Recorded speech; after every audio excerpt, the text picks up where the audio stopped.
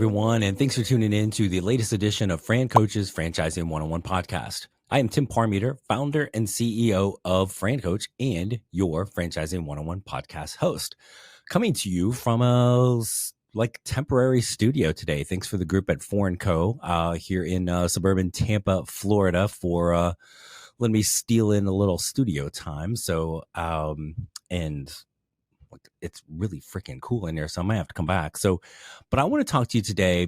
We actually have from time to time people that will actually listen to this and will send in suggestions of things we need to talk about.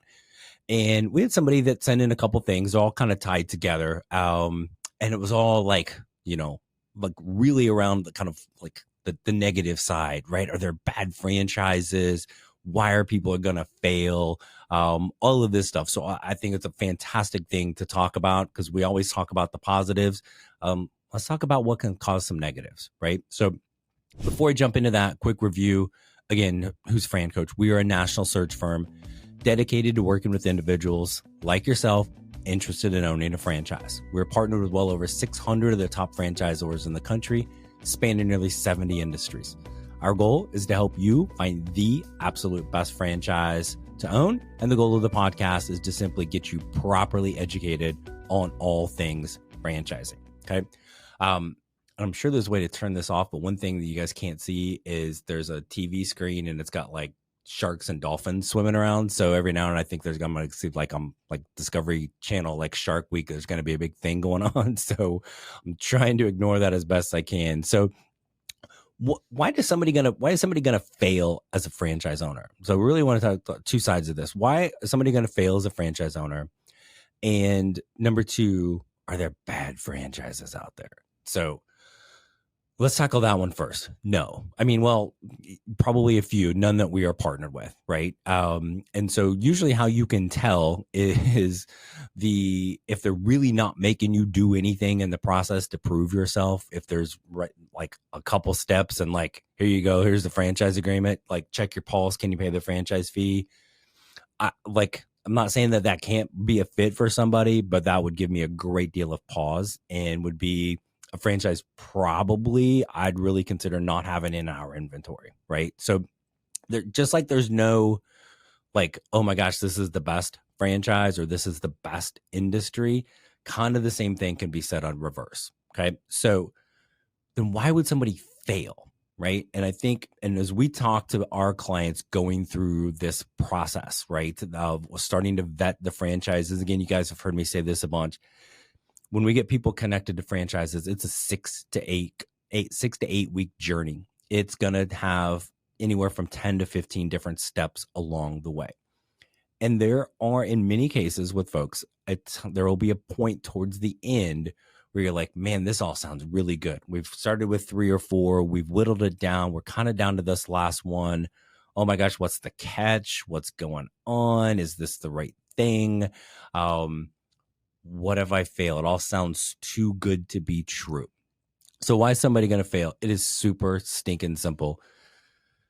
If you're not going to follow the plan, it ain't going well, folks, right? I cannot stress that enough. If you are going to become a franchise owner and not follow the plan, please, for the love of everything, do not become a franchise owner. Really, it is that simple. Number two, follow the plan, number one. Number two, put forth the effort.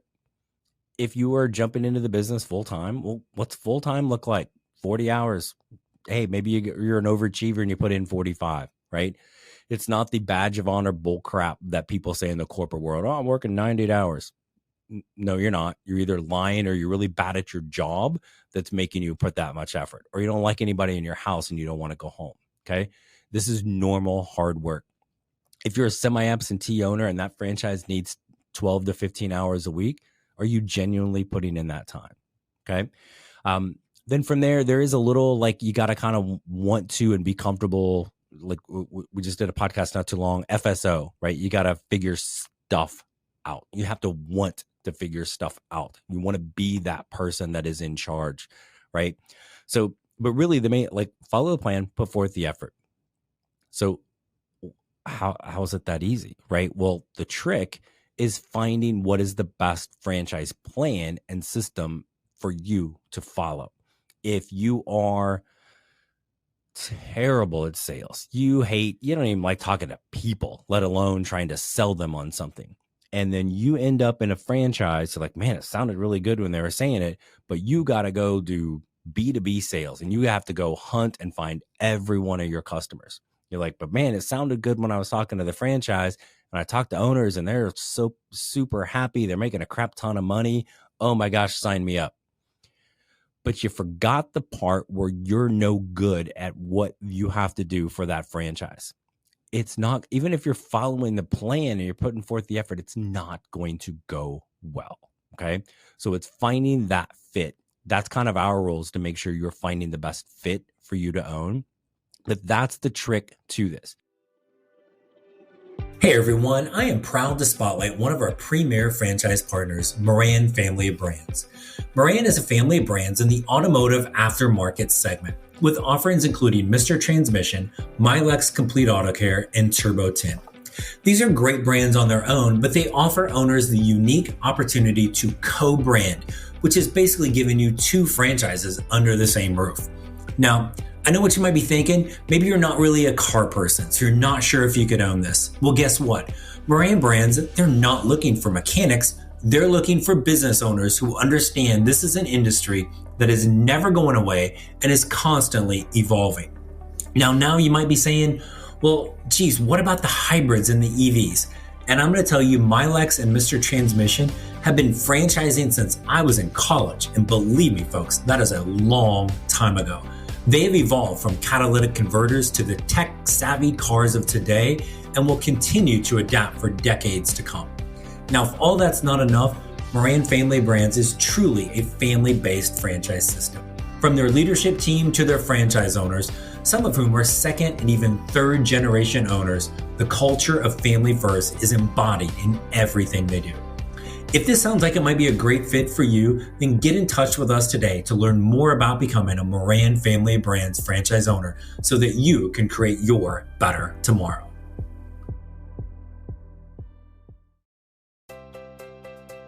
Hey everyone, I wanted to take a quick break from our podcast to tell you about our amazing friends at Entrepreneur.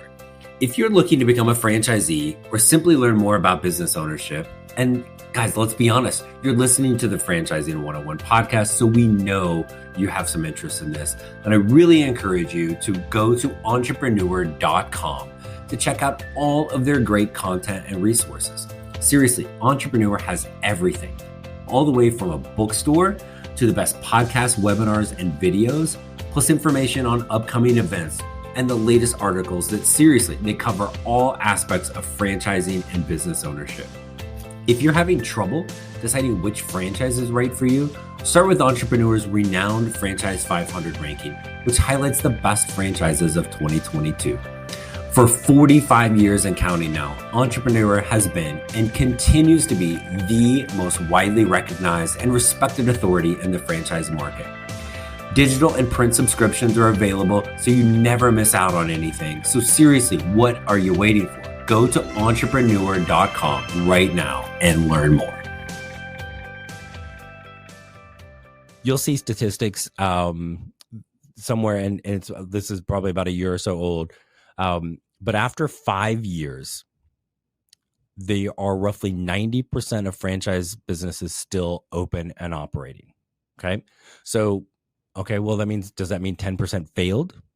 Well, let's talk about failure. What does that look like? So just because a business is no longer open within that first 5 years, does that mean it failed? Well, maybe it sure could, right? But there are a handful of other things that can pop up. Maybe the business was going great for 3 years and somebody came in there and said, hey, we'd like to buy that from you. Okay, sign me up, right? We had, unfortunately, a few years ago, a client of ours, he passed away, right? So, and the family decided not to keep the business, so it closed. Well, it's not a failure. That's just sad. It's life, right? From that standpoint. My wife and I owned a franchise. We owned a couple, really two of them, but one of them in particular, we sold both of them within 5 years. One of them, there became a conflict of interest with her new job, and another one we had no intention of selling and literally somebody basically just kind of virtually knocked on our door and said, I really am interested in this franchise. It's not available here. It's all sold out. Would you be interested in selling? Well, let me help you folks. That's a really easy answer. Yes, I'm going to be interested. Somebody knocks on my door and asks me if I'm interested in selling my house. I'm going to say, sure, what you got, right? You make me that Godfather offer, and like you can have everything in the house, including the kid, right?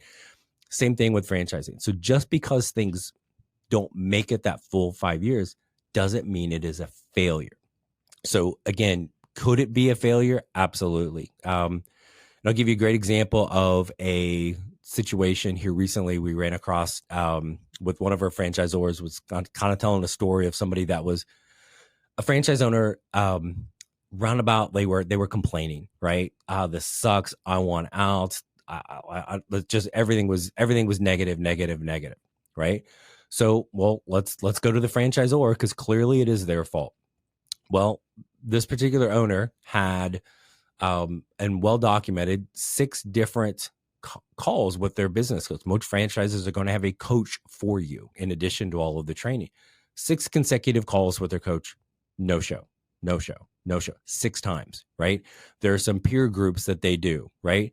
Missed 3 out of 4 over a span, right? Like, how hard is this person really trying? They were supposed to hire for a position. They didn't hire for it. They're supposed to be spending X amount of money on marketing. They're like half of that, right? Okay. Like, so that person really may close their doors and say that's a failure, but that's a pretty simple thing.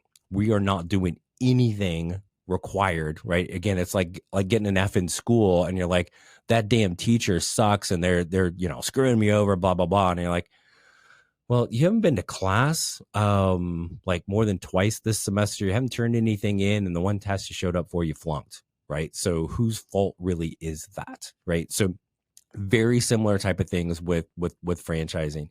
And so when you think about that failure or that success rate with this, it is going to come down to every single time. It is going to come down to you. Are you putting forth the effort? Are you following the plan? And have you found the franchise that is a right fit? Are there people that find the franchise that's not the right fit for them? Unfortunately, that happens. It's not happening on our watch with our clients, but it does happen. People go on their own and they start looking at things and they don't know what's truly important to them in franchising. Are there people that find a fantastic fit for themselves, but don't put forth the effort? Miss 6 straight calls with their coach. Don't do this. Don't do that. Absolutely. Are there people that start the franchise and then just don't put forth the effort? Absolutely. I mean, I can't help stupid, because that's essentially what it really comes down to. Put forth the effort, follow the plan. We're going to help you find the best fit. If so, now you're going to have success. What does success look like to you? That could be different than the next person, right? So we've talked about this before, where the I don't want to buy a job, right? There's that stigma sometimes with some franchise models that it is buying a job. Well, you may say buying a job like that because that sounds negative to you. Well, guess what? The next person we talk to, that's amazing for them. That's exactly what they want. That's again, the control over their life. That's allowing them to be successful. For you, I don't want to buy a job. Well, what do you want? I want to grow this big empire, right? I want multiple units. I want to build something that I can, like, it could be this big, huge legacy thing for my kids or whatever. Okay, well, we're going to help you find a franchise that wants empire builders, that is good with multiple units. Not everyone is, right? We may even look at something where we can look at how to grow your empire with multiple brands. Not every franchise is okay with that either. You can make it into whatever you want to be, right? But there is a point in time in the search that basically everybody is going to go, we're going to start to pucker, right? This is all sounding really good. What's the catch? What if I fail? Ask the question, right? Ask it to the franchisor. I'm going to have to maybe even ask a franchise owner. This all sounds amazing. Why would somebody fail? And they're going to say the same thing. Not following the plan, not putting forth the effort. Or again, if I use the extreme, hey, you've got to be a hunter and get out and build those B2B relationships, right? And if you're like, man, that sounds awesome, I love doing that, right? And you kind of get a little bounce to you as you're hearing it and thinking about it, then you're on the right track. If you hear that and go, man, it all sounds great until you told me what I have to do, then that doesn't mean that's a bad franchise. That doesn't mean you shouldn't be a franchise owner. It means that's the bad and wrong fit, right? That's where it all comes down to. So it's okay. And not only okay, I think normal, and people should have that kind of that, like the what if, like the shit hits the fan, right? So what if I fail? Let's understand what it would call, what's going to cause that, and see if we have alignment in what franchises that you're looking at and what's really important to you. From there, seriously, folks, it's just that easy. Put forth the effort and follow the dang plan, and you can make this into whatever you want. You want to buy a job? Great. You want to build an empire? Great. And anywhere in between, it's all there for you. That's the beauty of franchise ownership. That's what I wanted to kind of share with you today. If you have some other things that you want us to talk about, please fire them at us. FranCoach.net, franchising101podcast.net. And of course, if you are ready to learn more to figure out what is that best fit and take control over your life, create your better tomorrow, quit waiting around, folks. Reach out to us. We're excited to talk to you. As always, there's never, ever any fee for our service. We look forward to speaking with you, and thanks for tuning in. We'll talk to you next week. Thanks so much.